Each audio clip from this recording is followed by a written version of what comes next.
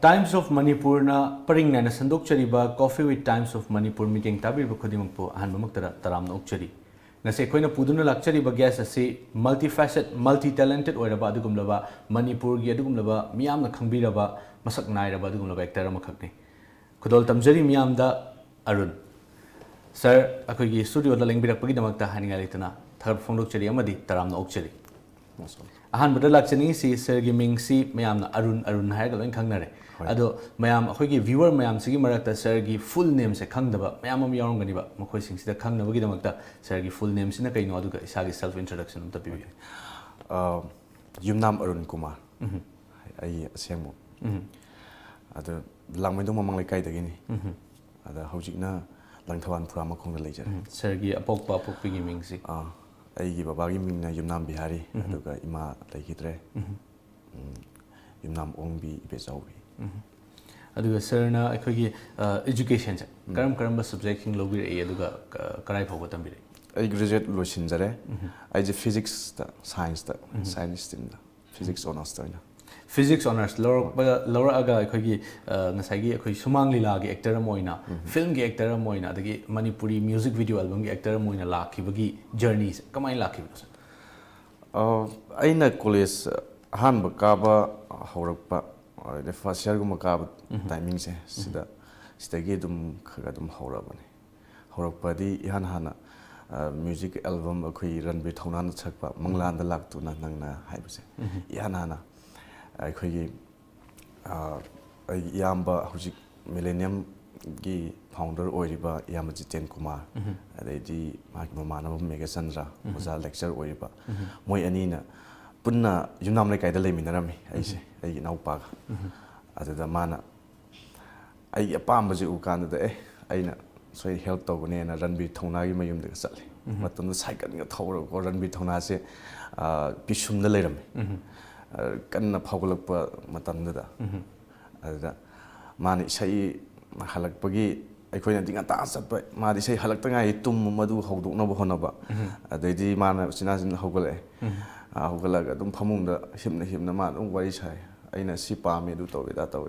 ade mana sai ngam ta law kholon hai adaidi matam da cycle ga thawda na chatlene tam da cycle da thawra adaigi ranbi thona manak ta chatle mana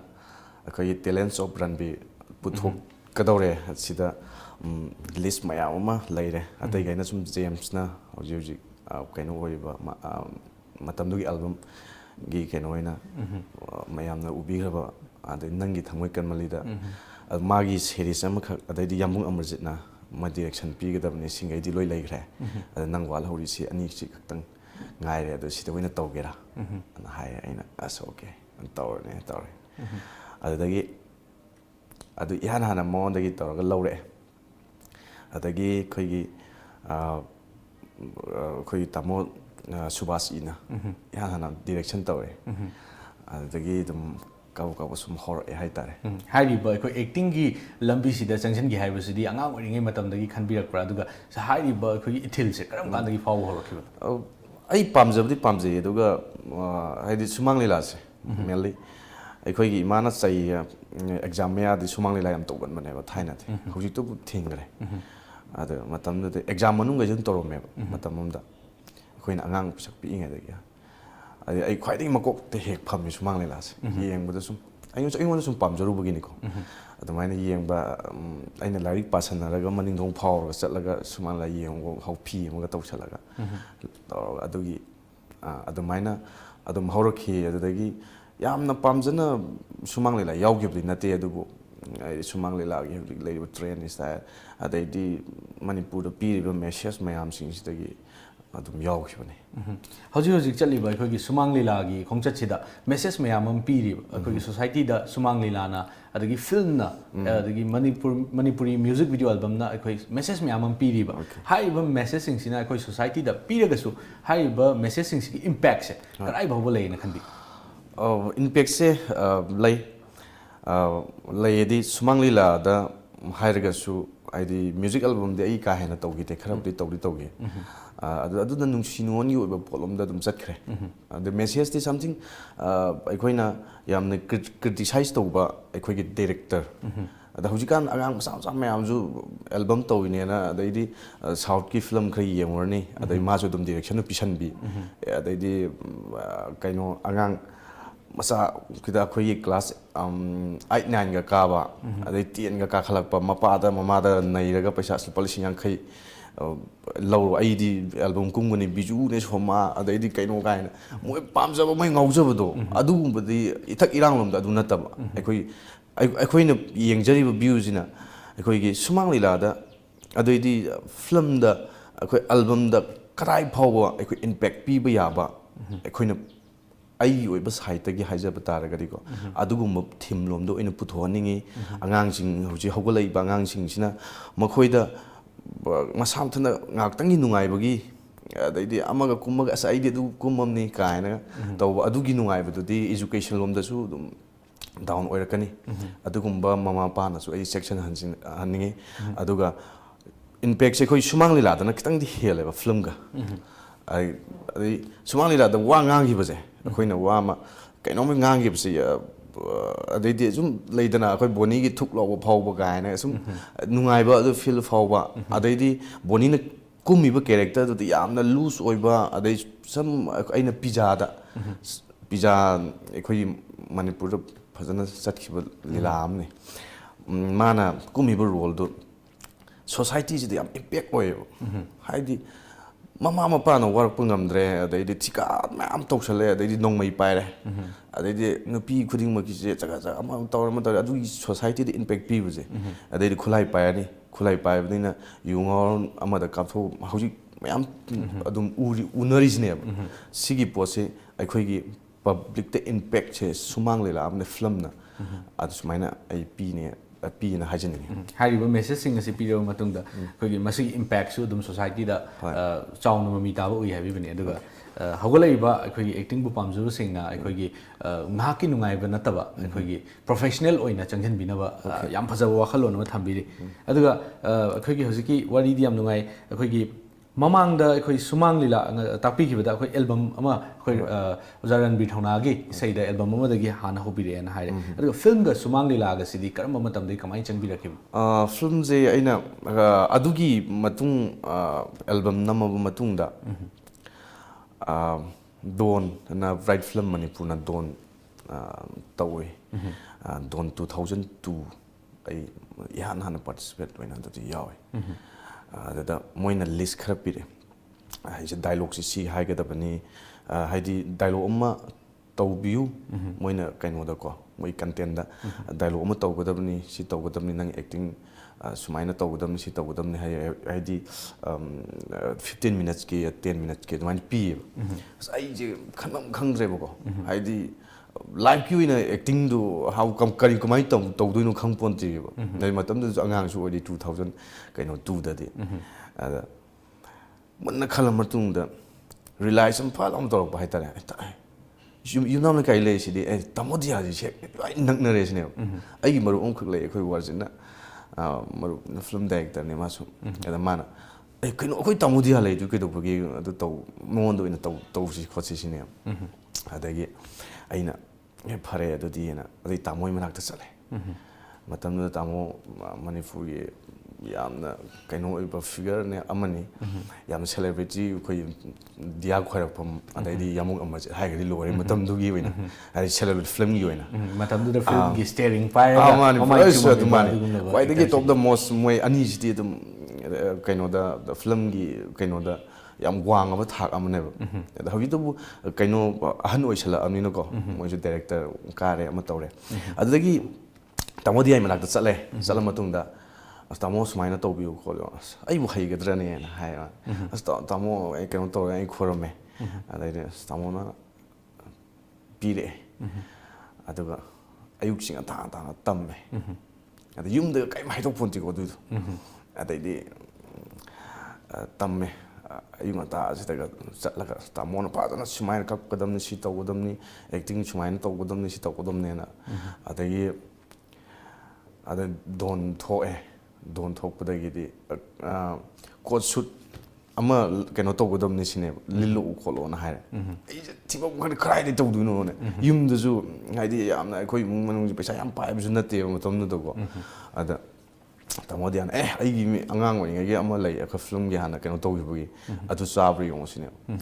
ꯑꯗꯩꯗꯤ ꯑꯁ ꯃꯥꯅ ꯄꯤꯔꯛꯑꯦ ꯈꯣꯡꯒ꯭ꯔꯥꯎꯒꯩꯁꯦ ꯆꯥꯕꯣꯏ ꯆꯥꯗꯕꯣꯏ ꯁꯦꯠꯂꯤꯅꯦ ꯅꯨꯡꯁꯤꯖꯥꯅꯤ ꯑꯗꯩꯗꯤ code ꯁꯤꯒꯤ ꯑꯩꯈꯣꯏ ꯁꯤꯒꯤ ꯍꯧꯖꯤꯛ ꯂꯩꯔꯤꯕꯁꯤꯅ tight ꯑꯣꯏꯔꯦ ꯐꯦꯁꯟ ꯑꯣꯏꯅ ꯇꯧꯋꯦꯅ ꯃꯇꯝꯗꯨꯗꯗꯤ ꯁꯨꯃꯥꯏꯅ ꯐꯥꯖꯤꯟꯕꯤ ꯑꯃ ꯂꯩꯕꯅꯦꯕ ꯑꯗꯨꯒ ꯄꯤꯔꯛꯏꯅꯦꯕ ꯇꯥꯃꯣꯗꯤ ꯍꯥꯟꯅꯀꯣ ꯅꯨꯡꯁꯤꯕꯩ ꯆꯥꯡꯗꯀꯣ ꯑꯗꯩ ꯁ꯭ꯋꯥꯏꯒ ꯌꯧꯖꯥꯅꯤ ꯑꯗꯩ ꯆꯥꯕꯣꯏ ꯆꯥꯗꯣꯏ ꯆꯦꯜꯂꯦ ꯑꯗꯩ ꯑꯩꯅ ꯊꯋꯥꯏ ꯌꯥꯎꯖꯕꯗ ꯇꯧꯕ ꯑꯗꯩꯗꯤ ꯑꯗꯨꯝ ꯏꯁꯣꯔꯅ ꯆꯥꯟꯕꯤꯗꯅ ꯑꯩ ꯀꯩꯅꯣ ꯑꯗꯨꯝ ꯑꯣꯏꯔꯦ ꯗꯣꯟ 2002ꯒꯤ ꯑꯦꯛꯇꯔ ꯍꯥꯏꯕ ꯑꯗꯨꯝ ꯐꯪꯉꯦ ꯃꯤꯡꯊꯣꯟ ꯑꯗꯨꯃ ꯐꯤꯂꯝꯒꯤ ꯑꯩꯒꯤ ꯍꯧꯔꯛꯐꯝ ꯍꯥꯏꯇꯥꯔꯦ ꯑꯗꯨꯗꯒꯤ ꯕ꯭ꯔꯥꯏꯠ ꯐꯤꯂꯝꯅ ꯁꯦꯂꯣꯏ ꯐꯤꯂꯝ ꯏꯍꯥꯟ ꯍꯥꯟꯅ ꯑꯩꯈꯣꯏ ꯑꯩꯒꯤꯅꯤ ꯈꯟꯅꯅ ꯑꯗꯨꯒ ꯑꯩꯒ ꯇꯥꯃꯤꯟꯅꯕ ꯑꯦꯛꯇ꯭ꯔꯦꯁ ꯄꯨꯔꯅꯤꯃꯥ ꯑꯩꯒꯤꯅꯤ ꯈꯟꯅ ꯁꯦꯂꯣꯏ ꯐꯤꯂꯝꯒꯤ ꯑꯗꯨꯗ ꯌꯥꯝꯕꯨꯡ ꯑꯝꯕꯖꯤꯠꯀꯤꯗ ꯑꯩꯅ ꯍꯥꯏꯗꯤ ꯃꯃꯥꯟꯅꯕꯁꯤꯡ ꯁꯥꯕ ꯍꯥꯏꯇꯥꯔꯦ ꯃꯅꯥꯎꯄꯥꯁꯤꯡ ꯁꯥꯕ ꯈꯣꯠꯄ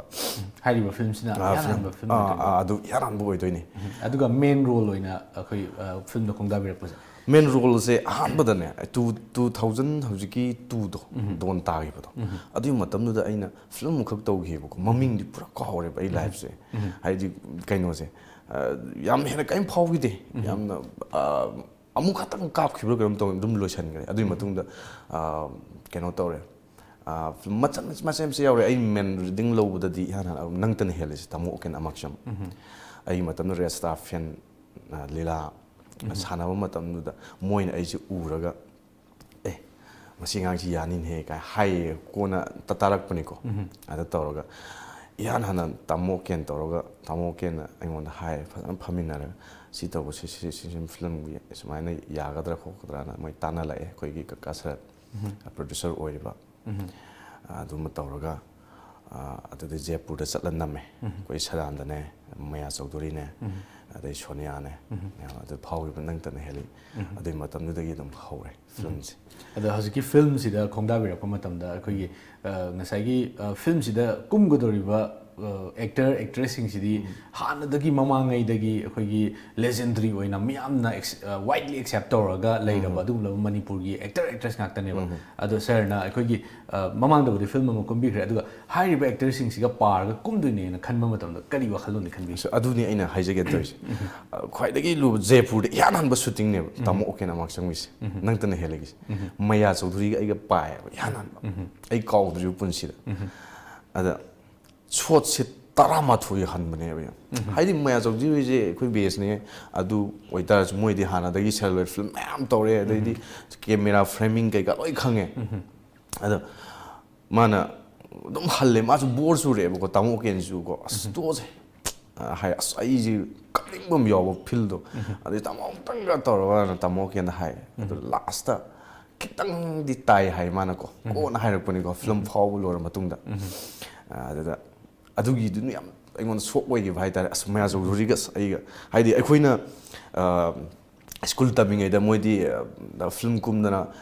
ꯁꯦꯂꯨꯂꯣꯏꯗ ꯐꯤꯂꯝ ꯑꯩꯈꯣꯏꯅꯒ ꯌꯦꯡꯗꯅ ꯈꯣꯠꯇꯅ ꯌꯥꯃꯨ ꯑꯃꯖꯤ ꯍꯣꯏ ꯑꯩꯈꯣꯏꯒꯤ ꯗꯥꯕꯣꯕꯤ ꯍꯣꯏꯁꯨ ꯃꯣꯏ ꯀꯨꯝꯃꯤꯟꯅꯗꯅ ꯇꯧꯔꯤꯅꯦꯕ ꯑꯗꯨꯒꯤ ꯃꯌꯥꯝ ꯑꯃ ꯇꯧꯕꯗꯨꯗ ꯑꯩꯅ ꯏꯍꯥꯟ ꯍꯥꯟꯅ ꯑꯁ ꯃꯥꯒ ꯀꯃꯥꯏꯅ ꯑꯦꯛ ꯇꯧꯗꯣꯏꯅꯣ ꯁꯤꯅꯦꯕ ꯑꯗꯨ ꯇꯧꯀꯥꯟꯗ ꯑꯗꯨꯅꯤ ꯑꯁ ꯊꯤꯅ ꯏꯀꯥꯏꯈꯤꯕ ꯑꯗꯩ ꯇꯥꯃꯣ ꯑꯣꯀꯦꯟꯁꯨ ꯃꯊꯥ ꯁꯨꯃꯥꯏꯅ ꯄꯥꯏꯔꯒꯀꯣ ꯑꯁ ꯑꯩ ꯑꯁ ꯂꯣꯏꯁꯤꯜꯂꯁꯤ ꯉꯁꯤꯗꯤ ꯅ ꯇꯧꯔꯒꯀꯣ ꯑꯩꯉꯣꯟꯗ ꯐꯤꯜ ꯐꯥꯎꯈꯤꯕꯗ ꯐꯖꯅ ꯔꯤꯀ꯭ꯋꯦꯁ ꯇꯧꯔꯀꯥꯟꯗ ꯂꯥꯁꯇ ꯈꯤꯇꯪ ꯈꯛꯇꯪ ꯇꯥꯏ ꯍꯥꯏ ꯃꯥꯅ ꯇꯥꯃꯣꯅ ꯑꯗꯨꯒꯤ ꯄꯣꯠꯇꯣ ꯌꯥꯔꯦ ꯅꯦꯛꯁ ꯗꯦ ꯑꯗꯨꯗꯒꯤ ꯑꯩꯁꯦ ꯁꯨꯝ ꯈꯤꯖꯤꯛ ꯁꯨꯝ ꯑꯦꯛꯁꯄꯤꯔꯤꯌꯦꯟꯁꯅꯤꯗꯅ ꯍꯥꯏꯗꯤ ꯅꯣ ꯋꯥꯟ ꯄꯔꯐꯦꯛ ꯑꯩ ꯍꯥꯏꯗꯤ ꯑꯩꯁꯨ ꯈꯪꯉ ꯍꯧꯔꯛꯄ ꯅꯠꯇꯦ ꯑꯃꯗꯨ ꯅꯠꯇꯦ ꯑꯗꯩꯗꯤ ꯇꯥꯃꯣ ꯑꯣꯀꯦꯟꯅ ꯐꯖꯅ ꯐꯝꯃꯤꯟꯅꯔꯦ ꯋꯥꯔꯤ ꯁꯥꯔꯦ ꯃꯥꯅ ꯁꯤꯁꯦ ꯁꯨꯃꯥꯏꯅ ꯇꯧꯕ ꯁꯤ ꯇꯧꯕꯅ ꯑꯗꯨꯗꯒꯤ ꯑꯗꯨꯝ ꯇꯞ ꯇꯞꯅ ꯁꯨꯝ ꯍꯧꯔꯛꯈꯤꯕꯅꯦ ꯍꯥꯏꯔꯤꯕ ꯑꯩꯈꯣꯏ ꯐꯤꯂꯝꯁꯦ ꯅꯝꯕ ꯃꯇꯝꯗ ꯋꯥꯈꯤꯕꯗꯣ ꯍꯧꯖꯤꯛ ꯋꯥꯔꯤ ꯂꯤꯔꯒ ꯑꯩꯈꯣꯏ ꯅꯣꯛꯐꯦꯠ ꯇꯧꯔꯕꯩ ꯋꯥꯅꯤ ꯃꯇꯝꯗꯨꯗ ꯍꯦꯛ ꯊꯦꯡꯅꯕ ꯃꯇꯝꯗꯗꯤ ꯌꯥꯝ ꯋꯥꯔꯝꯒꯗꯣꯏꯅꯦꯕ ꯌꯥꯝ ꯄꯨꯛꯅꯤꯡ ꯅꯨꯡꯁꯤꯖꯥꯅꯤ ꯍꯥꯏꯔꯤꯕ ꯑꯩꯈꯣꯏꯒꯤ ꯌꯥꯝꯅ ꯋꯥꯅ ꯅꯝꯈꯤꯕꯁꯤꯅꯁꯨ ꯍꯥꯏꯔꯤꯕ ꯐꯤꯂꯝ ꯑꯁꯦ ꯌꯥꯝꯅ ꯃꯥꯏ ꯄꯥꯛꯄ ꯃꯤꯌꯥꯝꯅ ꯌꯥꯕ ꯐꯤꯂꯝ ꯑꯃꯁꯨ ꯑꯣꯏꯈꯤꯕꯅꯦꯅ ꯊꯝꯖꯒꯦ ꯍꯣꯏ ꯑꯗꯨꯒ ꯉꯁꯥꯏ ꯋꯥꯔꯤꯁꯤꯒꯤ ꯃꯃꯥꯡꯗ ꯈꯤꯇꯪ ꯆꯈꯠꯆꯔꯛꯑꯒ ꯉꯁꯥꯏ ꯗꯣꯟꯗ ꯑꯩꯈꯣꯏꯒꯤ ꯗꯣꯟ ꯑꯦꯛꯇꯔꯒꯤ ꯁꯤꯒꯨꯝꯕ ꯀꯣꯝꯄꯤꯇꯤꯁꯟꯁꯤꯗ ꯌꯥꯎꯕꯤꯕ ꯃꯇꯝꯗ ꯑꯩꯈꯣꯏ ꯗꯥꯏꯂꯣꯛ ꯑꯃ ꯇꯧꯕꯤꯈꯤꯅ ꯍꯥꯏꯕꯤꯕꯗꯣ ꯍꯣꯏ ꯗꯥꯏꯂꯣꯛꯇꯣ ꯅꯤꯡꯁꯤꯡꯕꯤꯔꯒꯗꯤ ꯃꯇꯦꯛ ꯑꯃꯇꯪ ꯇꯧꯕꯤꯌꯨ ꯃꯗꯨ ꯅꯤꯡꯁꯤꯡꯗ꯭ꯔꯦꯕ 2002ꯗꯅꯤ ꯑꯩꯁꯦ ꯑꯗꯨꯃ ꯄꯨꯔꯥ ꯀꯥꯎꯈ꯭ꯔꯦ ꯑꯗꯨꯒ ꯁꯤꯒꯤ ꯗꯥꯏꯂꯣꯛꯁꯦ ꯅꯤꯡꯁꯤꯡꯕꯤꯗ꯭ꯔꯒꯅ ꯑꯩꯈꯣꯏꯒꯤ ꯏꯁꯥꯅ ꯀꯨꯝꯕꯤꯈꯤꯕ ꯐꯤꯂꯝ ꯑꯗꯒꯤ ꯁꯨꯃꯥꯡ ꯂꯤꯂꯥꯁꯤꯡꯗꯒꯤ ꯏꯁꯥꯅ ꯑꯄꯥꯝꯕ ꯗꯥꯏꯂꯣꯛ ꯃꯇꯦꯛ ꯑꯃꯇꯪ ꯇꯧꯕꯤꯌꯨ ꯑꯣꯀꯦ ꯁꯨꯃꯥꯡ ꯂꯤꯂꯥꯒꯤꯗ ꯑꯣꯏꯅ ꯇꯧꯔꯛꯑꯒꯦ ꯑꯗ ꯐꯤꯂꯝꯒꯤꯗꯤ ꯑꯩꯁꯨ ꯀꯥ ꯍꯦꯟꯅ ꯀꯨꯝꯕ ꯅꯠꯇꯦꯕ ꯐꯤꯂꯝꯗꯗꯤ ꯑꯗꯨꯅ ꯁꯨꯃꯥꯡ ꯂꯤꯂꯥꯗꯗꯤ ꯑꯗꯨꯝ ꯈꯔ ꯃꯁꯤꯡ ꯌꯥꯝꯅ ꯑꯗꯨꯝ 2004ꯗꯒꯤ ꯌꯥꯎꯔꯛꯄꯅꯤꯅ ꯃꯌꯥꯝ ꯑꯃ ꯂꯩꯈ꯭ꯔꯦ ꯑꯗꯨꯗ ꯄꯥꯝꯖꯕꯁꯦ ꯄꯤꯖꯥꯒꯤ ꯑꯣꯏꯕꯅꯦ ꯑꯩꯗꯨ ꯄꯤꯖꯥꯒꯤꯗꯨꯗꯤ ꯑꯦꯛꯖꯦꯛꯂꯤ ꯑꯩꯁꯨ ꯄꯨꯔꯥ ꯀꯥꯎꯔꯦ ꯑꯩꯅ ꯀꯩꯅꯣꯗꯒꯤ ꯑꯣꯖꯥ ꯔꯟꯖꯤꯠ ꯅꯤꯡꯊꯧꯖꯥꯒꯤ ꯑꯩꯈꯣꯏꯒꯤ ꯀꯥꯎꯈ꯭ꯔꯦꯅꯦ ꯑꯗꯨꯝ ꯑꯗꯨꯁꯨ ꯌꯥꯝ ꯐꯥꯎꯈꯤꯕ ꯀꯩꯅꯣꯝꯅꯦ ꯂꯤꯂꯥ ꯑꯃꯅꯦ ꯑꯗꯨꯗꯒꯤ ꯑꯩ ꯃꯇꯦꯡ ꯈꯛꯇꯪ ꯇꯧꯖꯔꯛꯀꯦ ꯑꯩꯅ ꯃꯈꯣꯏꯒꯤ ꯀꯩꯅꯣꯁꯤꯅ ꯂꯝꯕꯤꯗ ꯆꯠꯄ IAS ꯑꯣꯐꯤꯁꯥꯔ IASꯀꯤ ꯑꯩꯈꯣꯏ ꯀꯩꯅꯣ ꯄꯤꯔꯨꯔꯕ ꯍꯥꯏꯇꯥꯔꯦ ꯃꯥꯒꯤ ꯗꯦꯜꯂꯤꯗꯒꯤ ꯍꯜꯂꯛꯑꯀꯥꯟꯁꯤꯗ ꯄꯣꯠꯁꯦ ꯀꯩꯁꯨ ꯅꯠꯇꯕ ꯁꯦꯀꯨꯔꯤꯇꯤ ꯑꯃꯅ ꯍꯥꯏꯗꯤ BDF ꯑꯃꯈꯛꯅ ꯅꯣꯡꯃꯩꯅ ꯕꯠꯅ ꯁꯨꯈꯤꯕ ꯀꯣꯛꯇ ꯃꯥꯁꯦ ꯒ꯭ꯌꯥꯟ ꯃꯥꯡꯈꯤꯕ ꯏꯁꯤꯡ ꯆꯥꯏꯕꯤ ꯅꯤꯡꯁꯤꯡꯉꯦ ꯏꯁꯤꯡ ꯆꯥꯏꯕꯤ ꯑꯣꯖꯥ ꯔꯟꯖꯤꯠ ꯅꯤꯡꯊꯧꯖꯥꯒꯤꯅꯤ ꯏꯁꯤꯡ ꯆꯥꯏꯕꯤꯒꯤ ꯑꯗꯨꯗꯒꯤ ꯗꯥꯏꯂꯣꯛ ꯑꯃꯈꯛ ꯑꯩꯁꯦ ꯉꯥꯎꯔ ꯃꯇꯨꯡꯗ ꯑꯗꯨ ꯇꯧꯈꯤꯕ ꯀꯔꯤꯒꯨꯝꯕ ꯑꯃꯠꯇ ꯂꯥꯎꯊꯣꯛꯆꯒꯦ ꯐꯨꯠꯄꯥꯠꯇ ꯃꯅꯥ ꯃꯁꯤꯡ ꯌꯣꯜꯂꯤꯕ ꯏꯃꯥ ꯏꯕꯦꯟ ꯏꯆꯜ ꯏꯆꯦ ꯄꯨꯝꯅꯃꯛ ꯐꯨꯠꯄꯥꯠ ꯍꯥꯏꯕꯁꯤꯗꯤ ꯈꯣꯡꯅ ꯆꯠꯄ ꯂꯝꯕꯦꯟꯅꯤ ꯃꯔꯝ ꯑꯗꯨꯅ ꯑꯦꯟꯁꯥꯡ ꯅꯥꯄꯤ ꯌꯣꯟꯕ ꯌꯥꯔꯣꯏ ꯀꯔꯤꯒꯨꯝꯕ ꯌꯣꯜꯂꯝꯕ ꯇꯥꯔꯒꯗꯤ ꯂꯤꯆꯩꯅ ꯀꯣꯠꯂꯒ ꯅꯂꯥꯗ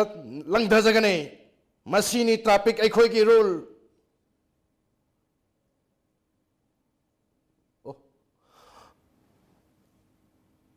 ꯏꯟꯁꯥꯡ ꯅꯥꯄꯤ ꯌꯣꯟꯕꯤ ꯏꯃꯥ ꯅꯪꯗꯤ ꯅꯆꯥꯁꯤꯡꯅ ꯆꯦꯡ ꯄꯨꯔꯛꯀꯅꯤ ꯍꯥꯏꯗꯨꯅ ꯉꯥꯏꯔꯤꯗꯣ ꯑꯗꯨꯕꯨ ꯆꯦꯡ ꯄꯨꯔꯛꯀꯗꯕ ꯑꯦꯟꯁꯥꯡ ꯅꯥꯄꯤꯁꯤꯡ ꯑꯗꯨꯗꯤ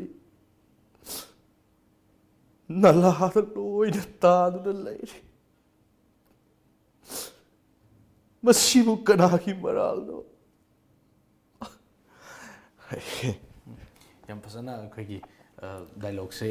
ꯐꯖꯅ ꯈꯨꯗꯣꯜ ꯇꯝꯕꯤꯔꯤ ꯑꯩꯈꯣꯏ ꯏꯁꯥꯗ ꯑꯩꯈꯣꯏꯒꯤ ꯇꯨ ꯆꯨꯡꯕ ꯐꯥꯎꯏ ꯀꯩꯅꯣ ꯇꯧꯕ ꯑꯩꯈꯣꯏꯒꯤ ꯁꯨꯝ ꯂꯩꯇ ꯂꯥꯏꯔꯒꯤ ꯃꯌꯥꯝ ꯑꯃ ꯐꯨꯠꯄꯥꯠꯇ ꯑꯩꯈꯣꯏ ꯑꯦꯟꯁꯥꯡ ꯅꯥꯄꯤ ꯃꯌꯥꯝ ꯌꯣꯜꯂꯦꯗꯅ ꯑꯗꯨꯗ ꯁꯣꯝ ꯅꯥꯀꯟꯗꯗꯤ ꯅꯣꯡꯃꯒꯤ ꯍꯖꯤꯔꯥ ꯁꯨꯖꯔꯒ ꯑꯩꯈꯣꯏꯒꯤ ꯃꯆꯥꯁꯤꯡꯅ ꯂꯥꯏꯔꯤꯛ ꯂꯥꯏꯁꯨ ꯇꯝꯅ ꯍꯣꯠꯅꯕ ꯇꯧ ꯑꯗꯩ ꯇ꯭ꯔꯥꯐꯤꯛ ꯃꯌꯥꯝꯅ ꯈꯪꯍꯧꯗꯅ ꯄꯣꯠ ꯆꯩꯁꯤꯡ ꯂꯪꯈꯥꯏꯕ ꯁꯨꯝ ꯇꯧꯔꯤꯗꯅ ꯍꯧꯖꯤꯛꯃꯛꯁꯨ ꯑꯩꯈꯣꯏ ꯊꯦꯡꯅꯔꯤꯕ ꯑꯗꯨꯝꯕ ꯁ꯭ꯇ꯭ꯔꯤꯠ ꯚꯦꯟꯗꯔꯒꯤ ꯌꯥꯝ ꯆꯥꯎꯕ ꯏꯁꯨ ꯑꯃ ꯂꯩꯔꯤꯕ ꯍꯧꯖꯤꯛꯃꯛꯁꯨ ꯏꯝꯐꯥꯜ ꯁꯤꯇꯤꯗ ꯊꯦꯡꯅꯔꯤꯕ ꯑꯗꯨꯒꯨꯝꯕ ꯗ꯭ꯔꯦꯟꯗ ꯂꯣꯏꯅꯃꯛ ꯇꯥ ꯂꯩꯔꯦ ꯃꯆꯥ ꯃꯁꯤꯗꯨꯅ ꯑꯗꯨ ꯀꯅꯥꯒꯤ ꯃꯔꯥꯜ ꯑꯣꯏꯗꯣꯏꯅꯣ ꯑꯗꯨꯒꯤ ꯄꯣꯠꯁꯤꯅꯦ ꯑꯩꯗꯤ ꯀꯩꯅꯣꯗ ꯒꯃꯦꯟ ꯁꯥꯏꯠꯇ ꯁꯤꯒꯨꯝꯕ ꯃꯌꯥꯝꯁꯤ ꯌꯦꯡꯁꯤꯟꯍꯟꯅꯤꯡꯉꯤ ꯑꯗꯨꯒ ꯃꯈꯥ ꯇꯥꯕ ꯀꯣꯏꯁꯟꯗ ꯂꯥꯛꯆꯅꯤꯡꯉꯤꯁꯦ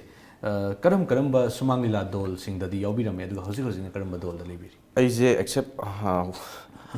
ꯑꯃꯈꯛꯇꯅꯤ ꯑꯩꯅ ꯌꯥꯎꯖꯔꯛꯄ 2004ꯗꯒꯤ ꯄꯤꯁ ꯃꯦꯀꯔ ꯑꯥꯔꯇꯤꯁ ꯑꯦꯁꯣꯁꯤꯌꯦꯁꯟ ꯃꯁꯤ ꯑꯩ ꯏꯁꯥꯃꯛꯀꯤ ꯗꯣꯜꯅꯦ ꯑꯩ ꯏꯁꯥꯃꯛ ꯑꯗꯨꯝ ꯂꯦꯡꯗꯅ ꯂꯩꯔꯤ ꯑꯗꯒꯤ ꯉꯁꯥꯏꯒꯤ ꯑꯩꯈꯣꯏꯒꯤ ꯐꯤल्म ꯑꯃꯗꯤ ꯀꯩꯅꯣꯁꯤ ꯁꯨꯃꯥꯡ ꯂꯤꯂꯥꯁꯤ ꯑꯩꯈꯣই ꯑꯦꯛꯇꯤꯡ ꯉꯥꯛꯇ ꯑꯣꯏꯔꯒꯁꯨ ꯇꯣꯉꯥꯟ ꯇꯣꯉꯥꯟꯕ ꯄ꯭ꯂꯦꯠꯐꯣꯔꯝꯅ ꯍꯥꯏꯖꯔꯤꯕ ꯍꯥꯏꯔꯤꯕ ꯄ꯭ꯂꯦꯠꯐꯣꯔꯝ ꯑꯅꯤ ꯇꯣꯉꯥꯟ ꯇꯣꯉꯥꯟꯕꯁꯤꯗ ꯑꯅꯤꯃꯛꯇ ꯌꯥꯎꯕꯤꯔꯛꯄꯒꯤ ꯑꯦꯛꯁꯄꯤꯔꯤꯌꯦꯟꯁꯁꯦ ꯀꯃꯥꯏꯅ ꯇꯧꯋꯤ ꯑꯅꯤꯁꯤꯒꯤ ꯈꯦꯠꯅꯕꯁꯤꯅ ꯀꯃꯥꯏꯅ ꯊꯝꯕꯤ ꯈꯦꯠꯅꯕꯗꯤ ꯇꯁꯦꯡꯅ ꯍꯥꯏꯔꯒꯅ ꯐꯤꯂꯝꯗ ꯇꯁꯦꯡꯅ ꯐꯥꯎꯔꯤ ꯃꯌꯥꯝꯁꯤꯡꯁꯦ ꯍꯥꯏꯗꯤ ꯍꯧꯖꯤꯛ ꯍꯧꯖꯤꯛ ꯐꯥꯎꯔꯤꯕ ꯃꯌꯥꯝꯁꯤꯡꯁꯦ ꯍꯥꯏꯗꯤ ꯁꯦꯂꯨꯂꯣꯏꯗꯀꯤ ꯅꯠꯇꯦꯀꯣ ꯑꯩꯅ ꯍꯥꯏꯖꯔꯤꯁꯤꯅ ꯑꯩꯈꯣꯏ ꯀꯩꯅꯣꯒꯤ ꯍꯧꯖꯤꯛꯀꯤ ꯂꯩꯔꯤꯕ ꯗꯤꯖꯤꯇꯦꯜꯒꯤ ꯍꯧꯖꯤꯛ ꯐꯥꯎꯔꯤꯕ ꯃꯌꯥꯝꯁꯤꯡꯁꯦ ꯁꯨꯃꯥꯡ ꯂꯤꯂꯥ ꯍꯥꯏꯕꯗꯤ ꯍꯧꯔꯛꯈꯤꯕ ꯉꯥꯛꯇꯅꯦꯕ ꯂꯣꯏꯅꯃꯛ ꯑꯗꯨꯅ ꯁꯨꯃꯥꯡ ꯂꯤꯂꯥ ꯍꯥꯏꯁꯦ ꯑꯦꯛꯇꯤꯡꯒꯤ ꯇꯝꯐꯝ ꯑꯃꯈꯛꯇꯅꯦꯕ ꯑꯗꯨꯅ ꯁꯤꯗꯒꯤ ꯃꯌꯥꯝ ꯊꯣꯛꯈ꯭ꯔ ꯃꯇꯨꯡꯗ ꯍꯥꯏꯗꯤ ꯁꯨꯃꯥꯡ ꯂꯤꯂꯥꯗꯗꯤ ꯑꯦꯛꯇꯤꯡ ꯆꯥꯎꯅ ꯇꯧꯋꯦꯕ ꯑꯗ ꯐꯤꯂꯝꯗꯗꯤ ꯄꯤꯛꯇꯛꯅ ꯑꯗꯨꯝ ꯍꯥꯏꯗꯤ ꯃꯣꯏꯗꯤ ꯀꯩꯅꯣ ꯑꯩꯈꯣꯏꯒꯤ ꯐ꯭ꯔꯦꯃꯤꯡ ꯑꯃꯈꯛꯇ ꯑꯩꯈꯣꯏꯅ ꯑꯦꯛ ꯇꯧꯗꯣꯏꯅꯤꯗꯅ ꯑꯗꯨ ꯈꯛꯇꯒꯤ ꯋꯥꯅꯤ ꯑꯃꯗꯨꯅ ꯁꯨꯃꯥꯡ ꯂꯤꯂꯥꯅ ꯆꯥꯎꯅ ꯇꯧꯋꯤ ꯄꯕ꯭ꯂꯤꯛꯇ ꯐꯣꯔ ꯁꯥꯏꯗꯦꯠ ꯑꯣꯏꯕꯅꯤꯅ ꯑꯗꯨꯒꯤ ꯀꯩꯅꯣꯗꯨꯅꯤ ꯈꯦꯠꯅꯕ ꯑꯅꯤꯁꯤ ꯏꯃꯥꯟꯗ ꯃꯥꯟꯅꯕ ꯄꯣꯠꯁꯛ ꯑꯃꯅꯤ ꯃꯥꯟꯅꯩꯅꯦ ꯑꯗꯨꯗ ꯑꯦꯛꯁꯦꯞ ꯑꯦꯛꯇꯔꯗꯨꯅ ꯈꯤꯇꯪ ꯑꯃꯅ ꯁꯨꯃꯥꯡ ꯂꯤꯂꯥꯅ ꯆꯥꯎꯅ ꯇꯧꯈꯤꯕ ꯑꯦꯛꯇꯤꯡ ꯑꯗꯩ ꯑꯃꯅ ꯌꯥꯝ ꯀꯨꯞꯅ ꯇꯧꯈꯤꯕ ꯑꯦꯛꯇꯤꯡ ꯑꯅꯤꯁꯤ ꯈꯦꯠꯅ ꯆꯞ ꯃꯥꯟꯅꯩꯅ ꯈꯜꯂꯦ ꯑꯩ ꯃꯣꯠ ꯑꯗꯨꯕꯨ ꯁꯨꯃꯥꯡ ꯂꯤꯂꯥꯗꯒꯤ ꯍꯧꯔꯛꯈꯤꯕ ꯃꯤꯁꯤꯡꯁꯦ ꯇꯁꯦꯡꯅ ꯑꯃꯨꯛ ꯂꯦꯝꯅ ꯃꯥꯡꯈꯤꯗꯦꯕ ꯃꯅꯤꯄꯨꯔꯒꯤ ꯀꯩꯅꯣꯗ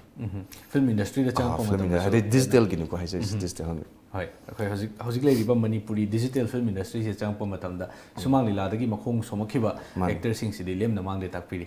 ꯌꯥꯝ ꯐꯖꯕ ꯑꯗꯨꯒꯨꯝꯂꯕ ꯄꯨꯛꯅꯤꯡ ꯂꯧꯁꯤꯡ ꯑꯣꯏꯅꯤꯡꯉꯥꯏ ꯑꯣꯏꯕ ꯑꯗꯨꯒꯨꯝꯂꯕ ꯋꯥꯐꯝꯁꯤꯡ ꯊꯝꯕꯤꯔꯤ ꯋꯥꯔꯤꯁꯨ ꯌꯥꯝ ꯅꯨꯡꯉꯥꯏꯔꯤ ꯋꯥꯔꯤꯒꯤ ꯃꯔꯛ ꯊꯠꯅ ꯑꯇꯦꯟꯕ ꯕ꯭ꯔꯦꯛ ꯑꯃꯇꯪ ꯂꯧꯖꯒꯦ ꯃꯌꯥꯝ ꯌꯥꯝ ꯊꯨꯅ ꯍꯟꯖꯔꯛꯀꯦ ꯃꯤꯠꯌꯦꯡ ꯇꯥꯗꯨꯅ ꯂꯩꯕꯤꯌꯨ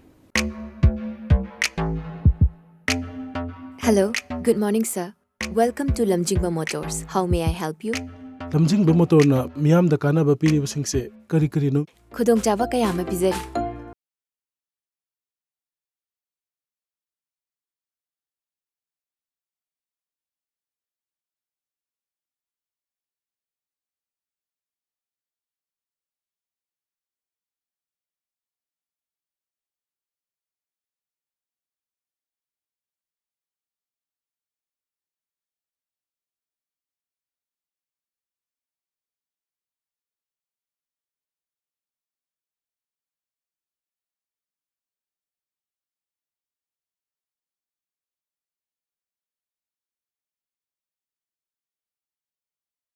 I see my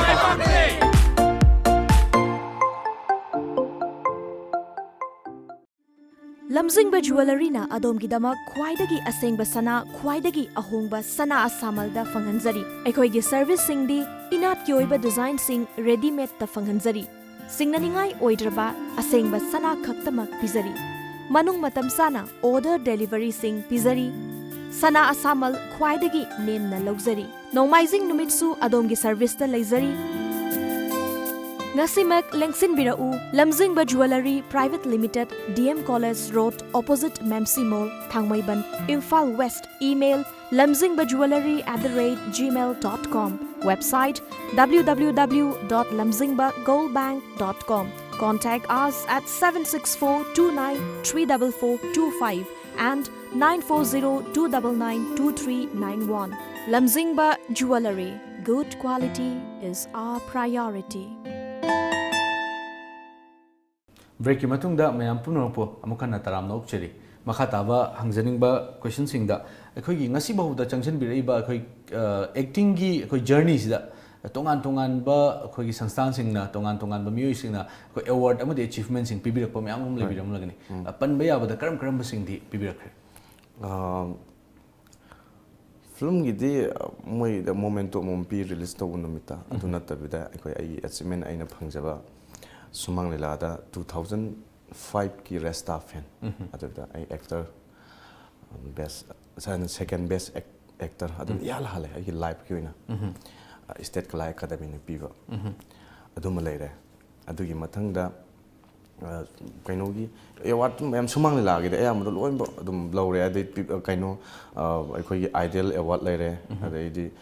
popular award अदैदी Cape Town award अदुम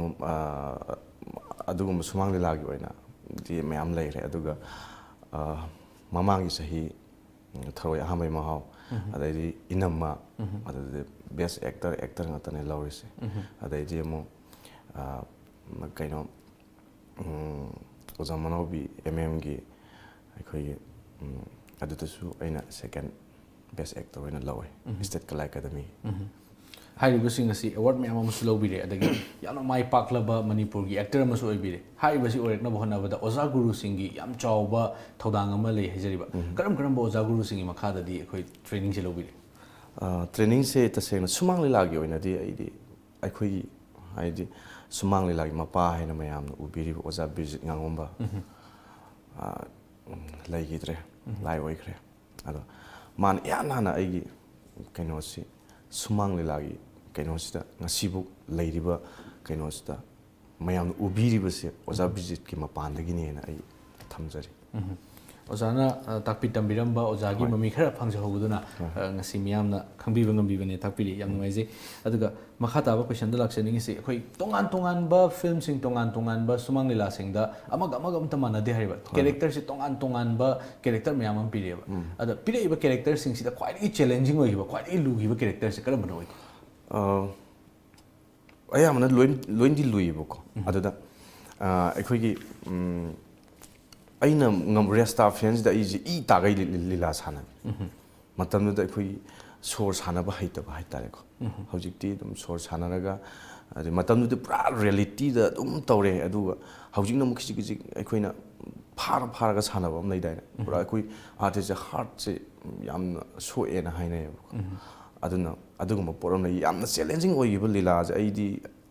ꯈ꯭ꯋꯥꯏꯗꯒꯤ ꯁꯨꯃꯥꯡ ꯂꯤꯂꯥꯗꯗꯤ ꯌꯥꯝ ꯊꯤꯅ ꯁꯦꯔꯤꯌꯁꯂꯤ ꯑꯩ ꯋꯥꯛ ꯇꯧꯖꯕꯅꯤ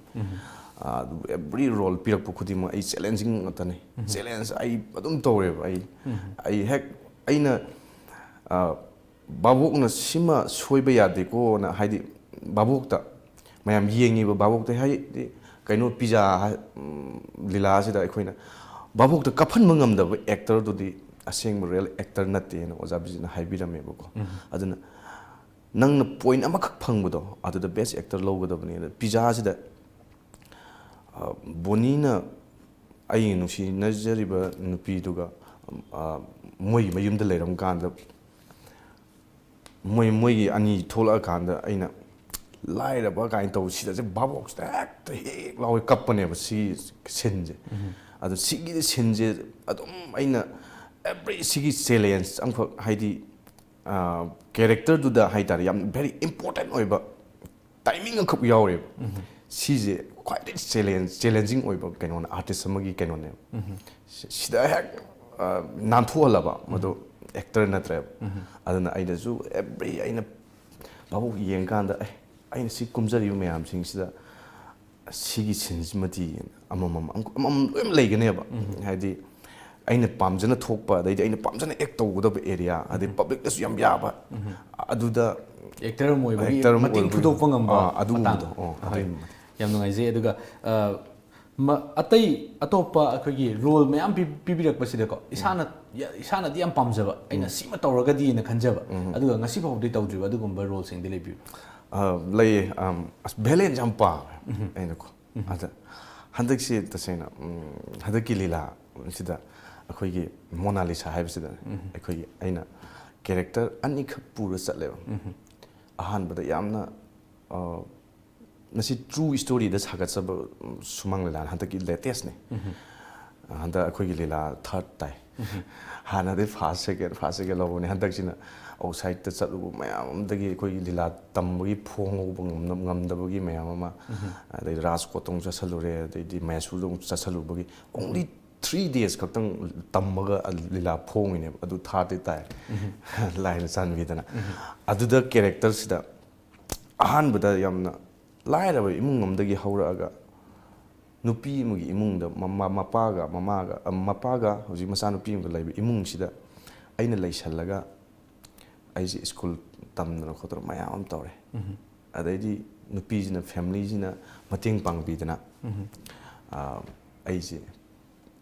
SI ꯈꯜꯂꯦ ꯄꯨꯂꯤꯁ ꯑꯣꯏꯔꯦ ꯑꯗꯨꯗꯒꯤ ꯃꯤꯑꯣꯏꯕꯒꯤ ꯅꯨꯄꯤꯗꯨ ꯑꯃꯨꯛ ꯄꯥꯝꯃꯛꯇ꯭ꯔꯦ ꯅꯨꯡꯁꯤꯕ ꯃꯔꯤ ꯂꯩꯅꯍꯜꯂꯝꯃꯒ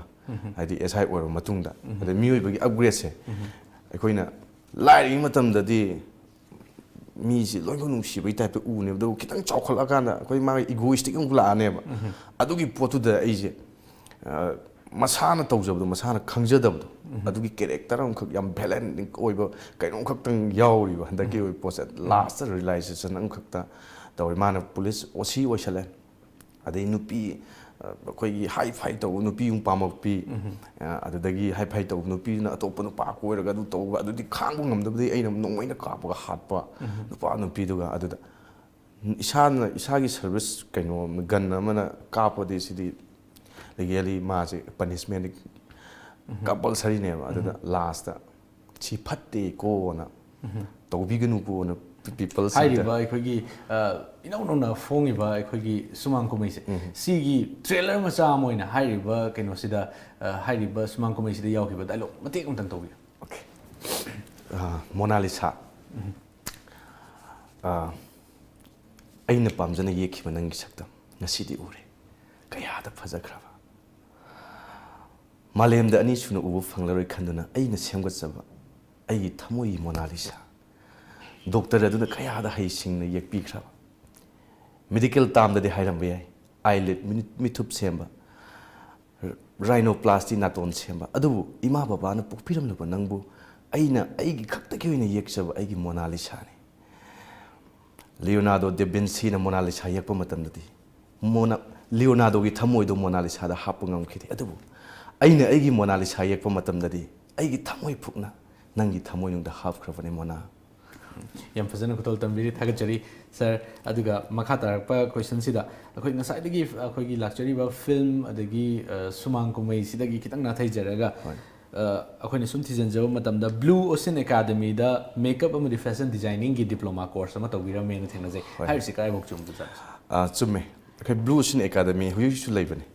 akhoi Chusanpur he parking thaina Chusanpur parking oiba hauji ti oi bradi khangdre ko adugi he koi corner thek pai da Blue Ocean Academy na aduda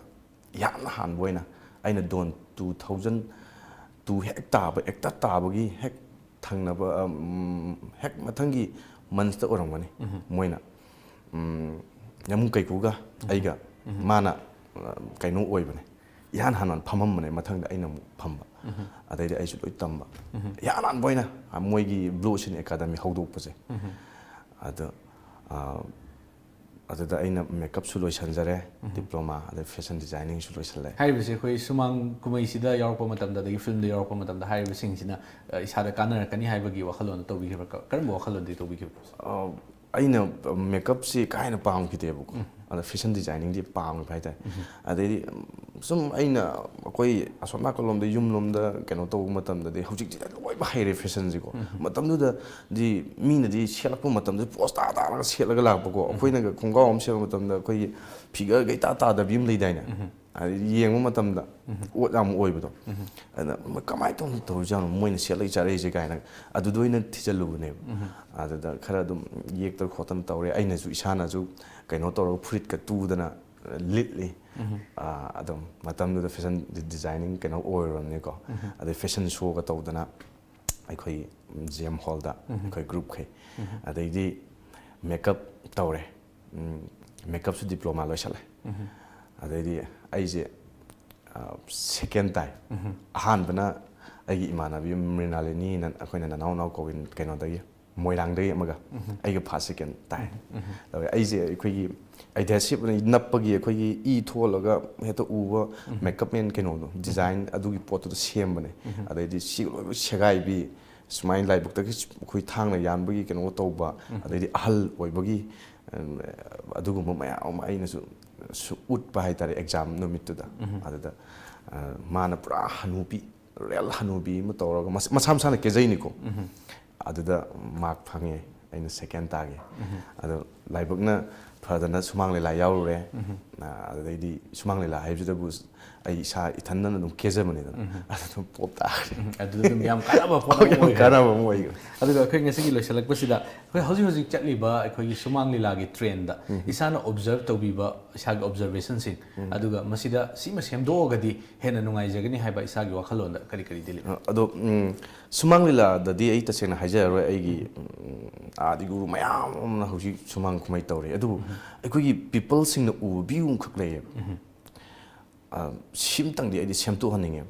ado akhoi gi oja guru mayam na su ai gi friend circle mayam su ai mayam haibane akhoi peacemaker da su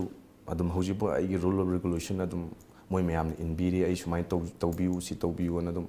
haibada adum yabiri akhoi na mu peacemaker gi hana tarobindro hai tamoyai moi yam han founder oirame ba hoji na founder ani moi akhoi dajetian ai sumang la yan hana pusan biri ise koi character gini hoi ajitin ko nore mana yana sumang la da ibu pusan birak bane